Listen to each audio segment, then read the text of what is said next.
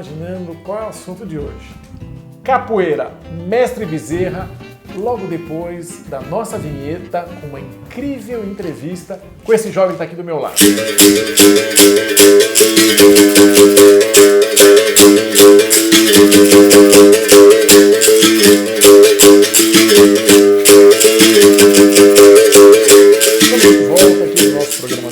Depois dessa abertura linda aí com esse som do berimbau, desse mestre, o Mestre Bezerra. Mestre, muito obrigado pela sua presença. Estou muito feliz hoje de estar recebendo aqui. Seja muito bem-vindo. Cumprimente os nossos amigos aqui do programa Antena Taboão. Fica à vontade. Os internautas aqui que nos acompanham aqui, que hoje o futuro é esse, a internet, né, mestre? Verdade. Muito obrigado, uma boa tarde para todos e vamos fazer o melhor para que vocês compreendam bem o nosso assunto, que é capoeira. Que é capoeira. Então deixa eu dar uma palhinha desse jovem, que é um jovem, gente. É um jovem porque ele fala com muito amor sobre a capoeira. Os olhos dele brilham na hora que ele vai falar desse esporte, esse esporte maravilhoso, né? E eu tô na frente, olha, eu vou dizer uma coisa para você, ó. O Elias Bezerra Cavalcante, conhecido como Mestre Bezerra, natural de Flórida Paulista, está com 68 anos, professor de educação física, iniciou na capoeira em 72. A grande maioria de quem está assistindo a gente aqui não tinha nem nascido nessa época, concorda ou não, mestre? Verdade. Tá? Começou com o Mestre Grande, famoso Mestre Grande, lá no Butantã. Logo depois ele veio, fundou a Associação Águias de Ouro, aqui em Taboão da Serra, desde 1980. Ficou nativo até 2010. É muito tempo praticando esse esporte. Formou mais de 50 mestres aqui pelo Brasil afora, né, mestre? Só na região. Só na região. E o interessante é que é um atleta de Cristo, querendo ou não, não é verdade? Atleta de Cristo, capoeira de Cristo. Capoeira de Cristo. Algumas Certo. pessoas têm um certo preconceito em relação à capoeira porque acham que está ligado realmente aos movimentos mais religiosos, assim, do espiritismo, do candomblé, da umbanda, né? Com todo o respeito a esses credos todos, né? E às vezes algumas igrejas evangélicas têm um preconceito, mas eu estou do lado de um mestre evangélico. Uma pessoa que segue... Qual igreja, o mestre? Eu sou da Igreja do Evangelho Quadrangular, aqui do Parque São Joaquim. Meu pastor é o pastor Ricardo. Puxa Tá? vida, que bacana, que E bonito. que eu amo muito ele. Ele é bem mais jovem do que eu, mas eu sou submisso a ele. E eu sou capoeirista. E ele não tem nenhum preconceito por eu ser capoeirista, porque nós somos conscientes que fazemos. E também sobre a capoeira e a religião é muito importante, porque capoeira é capoeira, religião é religião. Religião é religião. Então você verdade. pode ser espírita, você pode fazer capoeira, você pode ser evangélico, pode fazer capoeira, você pode ser budista, vai fazer capoeira. Então divide, você pode ser um doutor, vai fazer capoeira. Então religião, profissão é diferente, cada um faz a sua modalidade. Então não se mistura. Capoeira não é religião, é um esporte. Capoeira não Deixa é religião, isso é um muito bem claro. esporte, é um folclórico, uma luta brasileira, genuína E brasileira. que tem muita história, né? Capoeira veio de onde, mestre? Foi criada na senzala por filhos de escravo. Por filhos de escravos. Filho de escravo. Então, Mas nasceu no Brasil nasceu mesmo? no Brasil. Você é filho de escravo porque foi criado aqui. A mesma coisa se você viajar para o exterior, nascer seu filho lá, ele vai acabar sendo um americano se nascer lá. Certo. Então os filhos de escravo viu os pais, avós sofrer muito, então eles começaram a criar essa modalidade pela ânsia da liberdade, já para ter uma liberdade, para resolver a situação, que a única arma que eles tinham na mão era criar essa modalidade. Para poder fugir do jugo da Para escravidão. fugir do jugo da escravidão. Que bacana, que bacana. E- E tem ideia de que época que isso começou aproximadamente? 1700, 1600? Olha, foi bem lá mesmo atrás, mais ou menos. Quando iniciou 1700. mesmo a escravidão para cá? Quando veio a escravidão para cá, depois de algum tempo que eles tiveram muitas perdas, e foi mais ou menos nessa época, assim, que começou a se criar a modalidade capoeira. Quando começou a criar, nem se falava capoeira, Como é que se falava? entendeu? Falava uma luta pela ânsia da liberdade, para sair do jugo. Aham. Então, o nome capoeira foi dado depois, quando eles já estavam fora das senzalas, fugitivos. Então acontece, aí eles tinham que praticar essa capoeira escondido. E como praticava escondido, capoeira chamava-se mato ralo. Então um lugar baixo para eles poderem desenvolver os movimentos. Uhum. Mas a princípio os movimentos foram desenvolvidos dentro da senzala por quê? O negro naquela época da escravidão ele só tinha direito à religião deles. Os patrões falaram assim, deixa pelo menos ele curtir a vida dele já que eles são tão miseráveis. Nesta daí, os praticantes que começaram a praticar a capoeira pela Zerberto começou a se infiltrar dentro dos terreiros, que era o único lugar que podia fazer um movimento ainda preso. Você entendeu? A única liberdade que se tinha era através do culto religioso. O culto religioso. E usava-se o culto religioso achando que era um ato religioso, mas não. Era um esporte que já nascia ali buscando a liberdade. Tinha o culto religioso, ele se envolvia no meio para fazer os movimentos. E naquela época foi criada uma capoeira bem baixa, entendeu? Aí o pessoal falava capoeira de Angola, depois foi subindo, porque eles não podiam fazer um movimento lá em cima. Então, mas só que quando eles fugiam, que era caçado pelos capitães do mato, o movimento deles subia, era para derrubar mesmo, entendeu? Então, era uma luta, era uma defesa que eles tinham. Era uma luta pela liberdade. Pela liberdade. Pela liberdade. Bonito, olha, estou aprendendo isso hoje, eu não sabia não. E, inclusive, na Guerra do Paraguai, que nós tivemos Brasil e Paraguai, não sei a data, não recordo, quem tomou a frente todinha dessa guerra foi os negros com os capoeiristas. Com os capoeiristas. Certo. Foram para frente de batalha batalha mesmo. Foram para frente mesmo. de batalha e defenderam.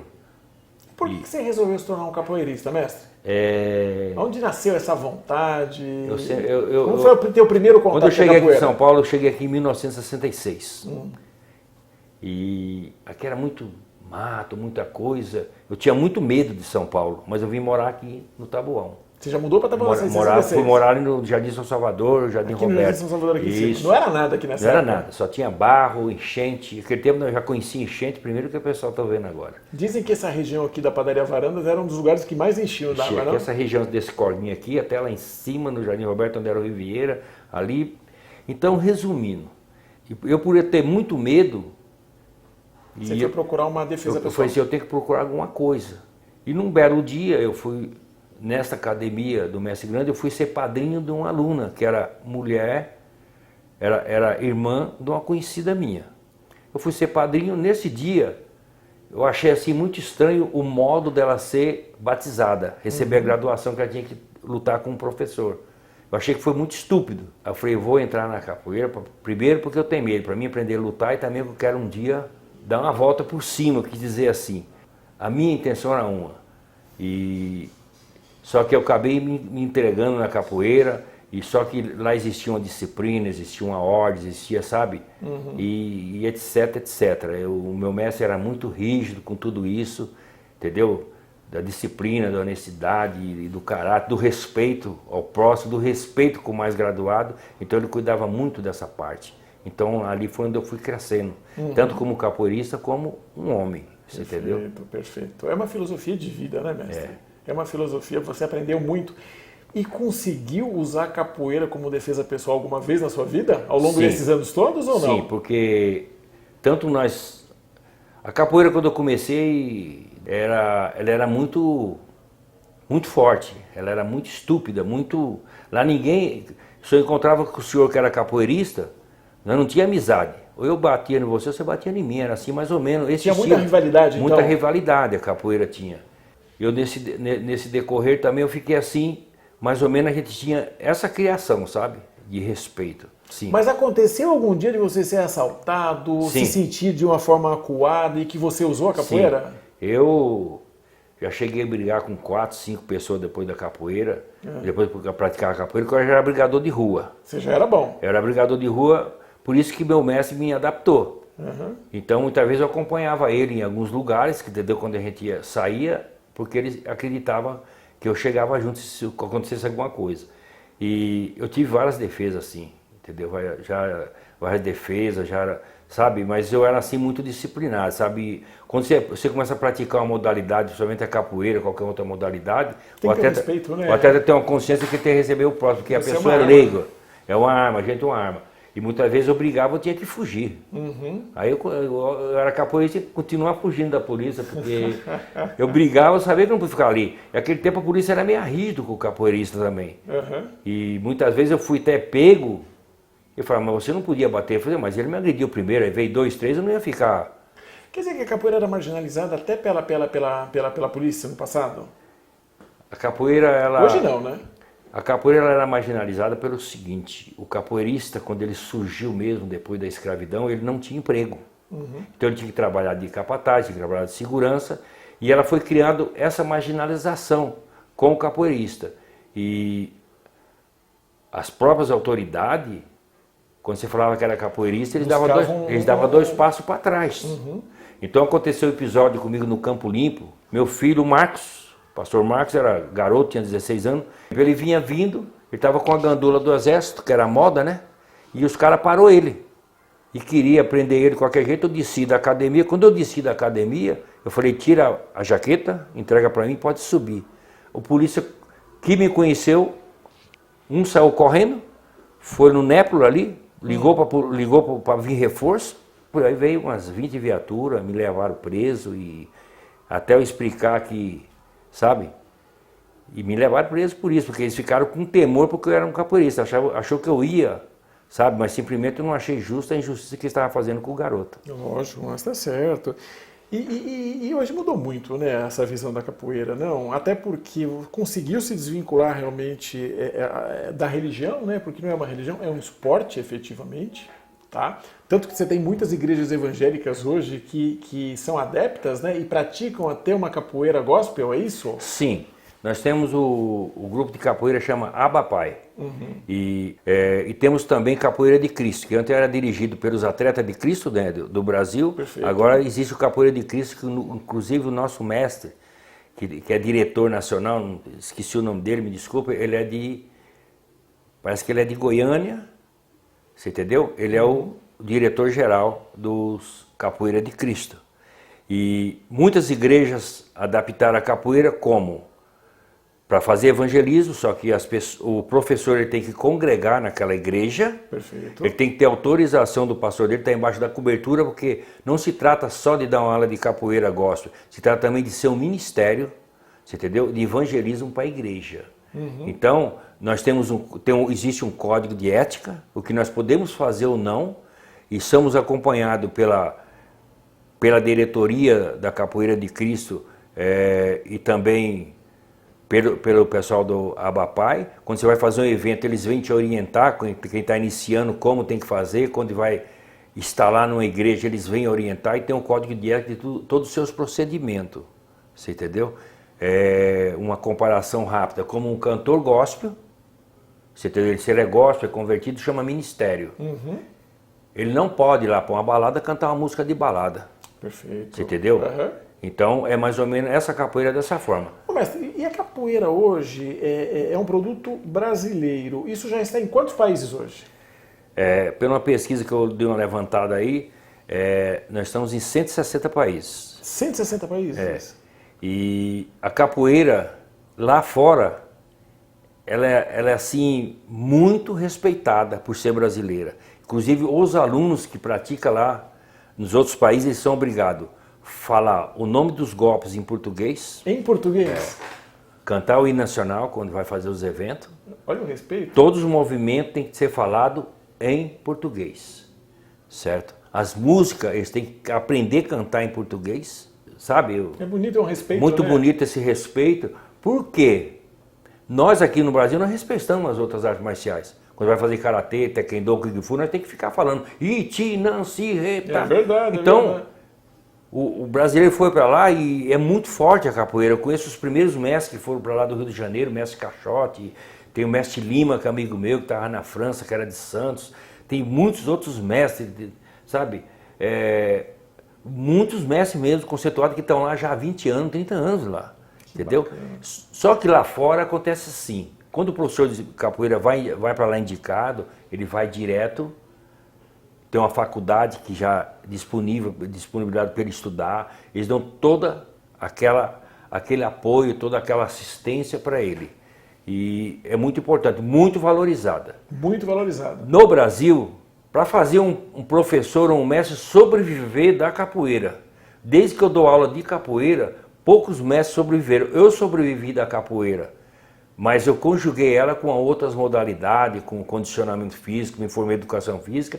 Também vai muito do professor, porque se você é um professor, Você aprendeu? Eu aprendi sem estudar. Muitas coisas dentro da capoeira, a parte de física e tudo, mas eu fiz educação física, que era a minha área. Se aprimorou, né? Então você tem que se aprimorar. Então muitos professores, muitos mestres não se aprimoraram. Então eles acabaram acontecendo que eles não desenvolveram.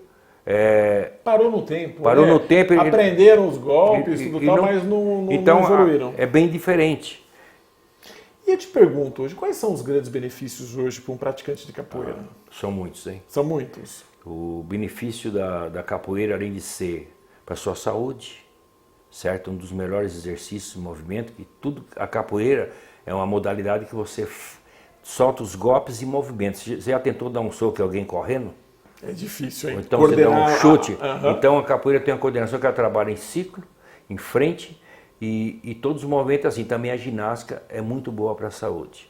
Entendeu? Se a pessoa que pratica capoeira realmente é difícil você ver um gordinho. Você é um gordinho porque ele é preguiçoso. Mas a maioria tudo está bem esbelte, porque é um treinamento muito puro para a saúde. Na parte da saúde, também como homem, você entendeu? Ele cresce na parte da sociedade com caráter, com moral, com respeito, e vai ser também um chefe de família com respeito, porque ele tem uma disciplina que a capoeira traz. E na academia a gente sempre aconselha o quê? Estuda. Estuda. Entendeu? Ah, mas não quer fazer educação física? Vai ser doutor, vai ser enfermeiro, você tem que ter algo paralelo. Porque a nossa modalidade, para nós manter ela viva, se nós não vivemos dela, nós temos que viver para ela, que nem eu fiz. As prefeituras hoje conseguem implantar a capoeira hoje para a comunidade? Por Taboão da Serra oferece esse tipo de esporte? Na minha época, não. Mas nessa época de agora, tem alguns formados que estão dando aula. Mas de uma forma tímida. Em ONG, entendeu? Não é diretamente. Não é diretamente da prefeitura, contratado da prefeitura, etc. Porque nós temos, por exemplo, na prefeitura nós temos, eu sei que você tem karatê, você tem judô, você tem outros esportes que são praticados aqui, mas em defesa pessoal nós temos essas duas artes orientais, né?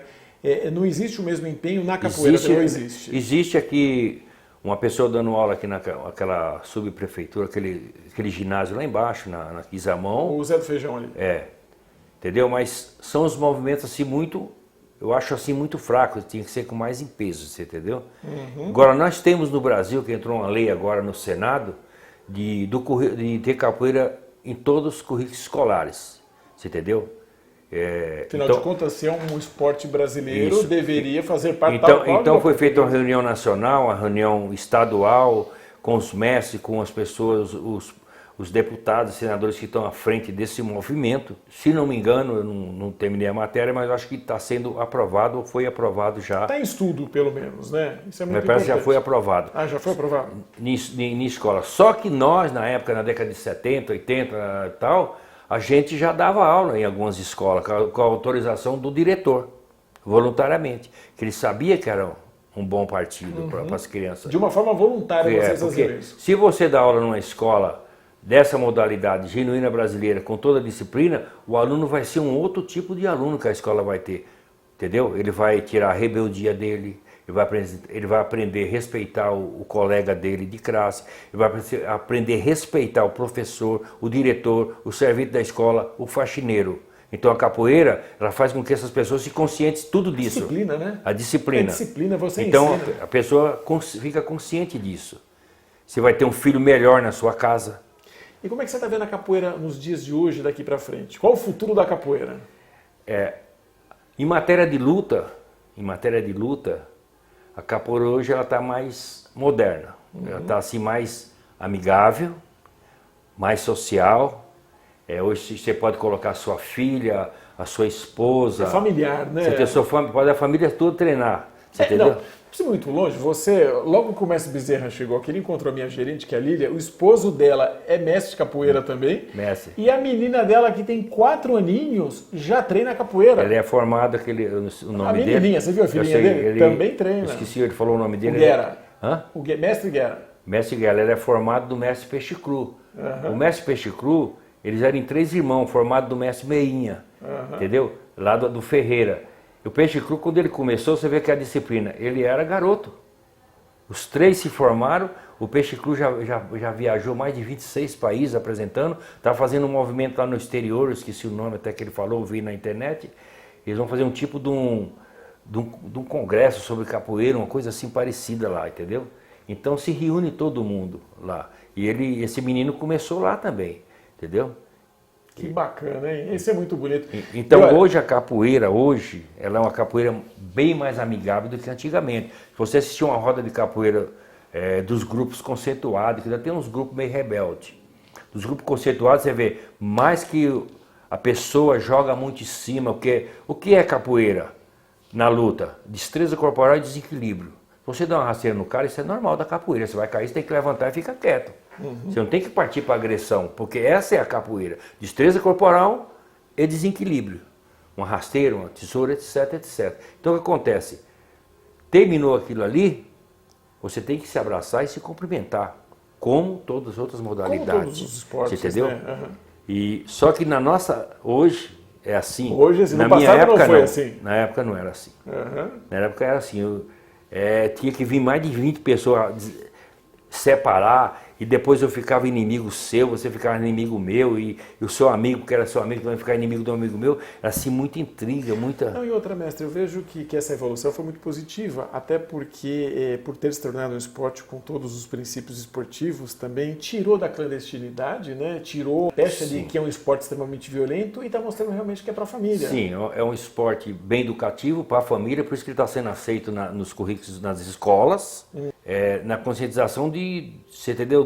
Essa disciplina ter assim, bastante fundamento em tudo, o cara no crescimento, como homem, como ele vai ser. Na nossa época, poucas mulheres praticavam a modalidade. Hoje tem bastante, não? Agora, na minha época, quando eu abri a minha academia, a minha comunidade já tinha muita criança, que eu tinha maculelê, dança, eu tinha muito a parte folclórica que eu fazia. Você sempre incentivou muito o folclore, então. Então, você tinha, como a maculelê vai uma parte também que entra como folclórico, puxada de rede. Então, também tinha isso aí na minha academia. Eu tinha uma disciplina que eu olhava para as artes marciais milenares e aplicava algo dentro da disciplina, porque eu não tinha aprendido aquilo, mas existia. Foi a nossa modalidade, eu quero fazer dessa forma.